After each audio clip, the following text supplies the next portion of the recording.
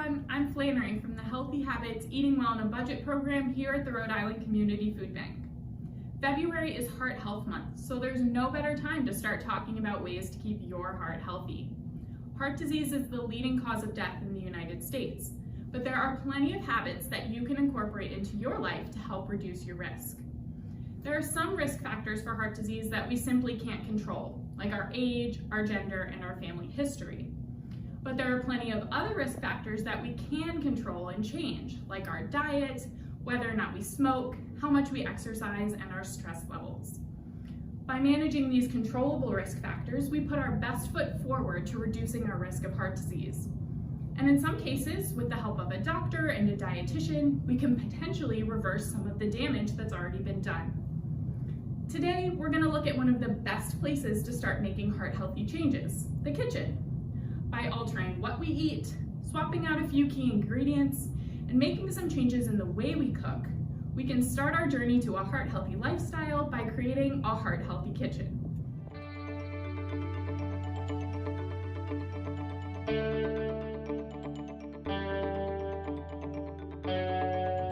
One of the first and most important places we can start making changes is the foods that we eat. A heart-healthy diet is rich in whole foods like fruits and vegetables. It also contains plenty of whole grains and emphasizes things like healthy fats like omega-3s and potassium-rich foods. Heart-healthy diets limit added sugars, junk and fast foods, and processed foods like packaged snacks.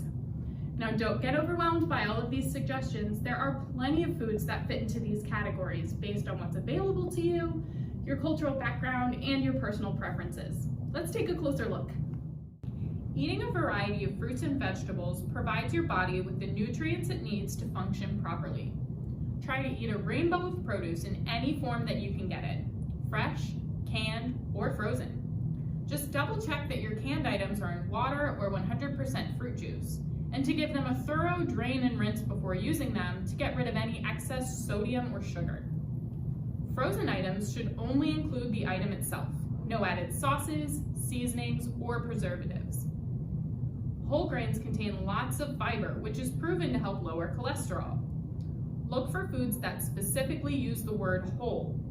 And also, check the fiber in the product. Choose items that contain 3 grams of fiber or more. To start making heart-healthy grain choices, start by slowly mixing smaller amounts of whole grains like brown rice with your refined grains like white rice, and then slowly incorporate more and more over time. Choosing healthy fats is essential to heart health. Whenever possible, opt for olive oil, known for its heart health benefits. Also include foods that contain omega-3 fatty acids in your diet, such as fatty fish like salmon and sardines, nuts and seeds, and olives. Potassium can also help lower your blood pressure, so make sure to eat plenty of potassium-rich foods like bananas, beets, spinach, sweet potatoes, parsnips, Swiss chard, Brussels sprouts, avocados, and artichokes. It's important to note though, individuals with kidney disease have a harder time processing potassium. If you do have kidney issues, always check with your doctor before making any dietary changes. We can't talk about foods to focus on without mentioning foods to avoid.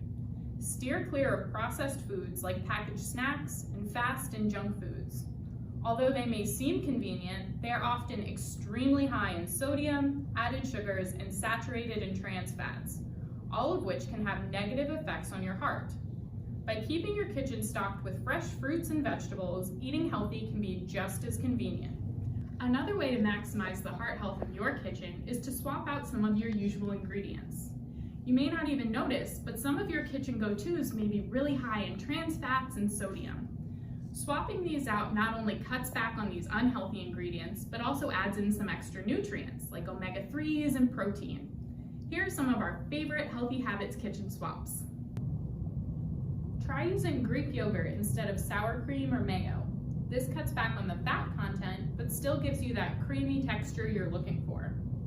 Use Greek yogurt to make your own versions of your favorite mayo-based dressings like ranch or Caesar.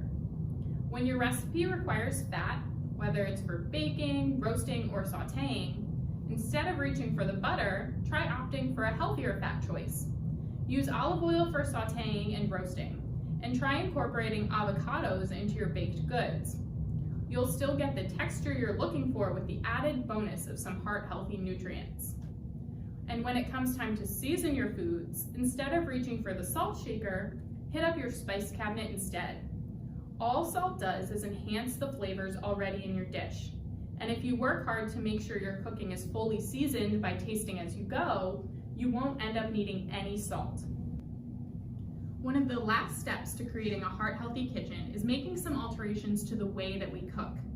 If we start off with these nutritious foods, we want to make sure that when we cook them, we don't lose or cancel out any of those nutrients. And depending on the way that you're cooking, you have the potential to add in extra saturated and trans fats, which we're trying to avoid. Let's take a look at a couple of changes we can make in the way that we cook.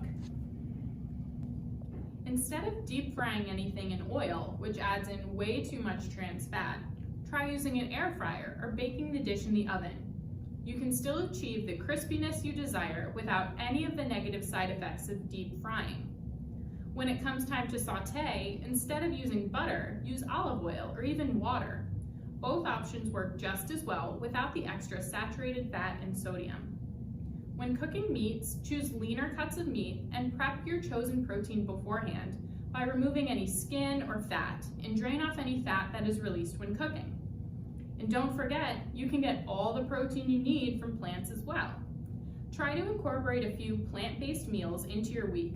Not only will this help you cut back on fat, you'll get extra nutrients like fiber, vitamins, and minerals. Now, these are just a few ideas to get you started in creating your own heart-healthy kitchen. But remember, it's just as important to regularly exercise, manage your stress levels, and not to smoke. But with any major changes, especially with exercise in your diet, it's really important to talk it over thoroughly with your doctor first to make sure it's the healthiest for you and your body. Now we're going to make one of our favorite heart-healthy recipes, salmon cakes. Let's get started.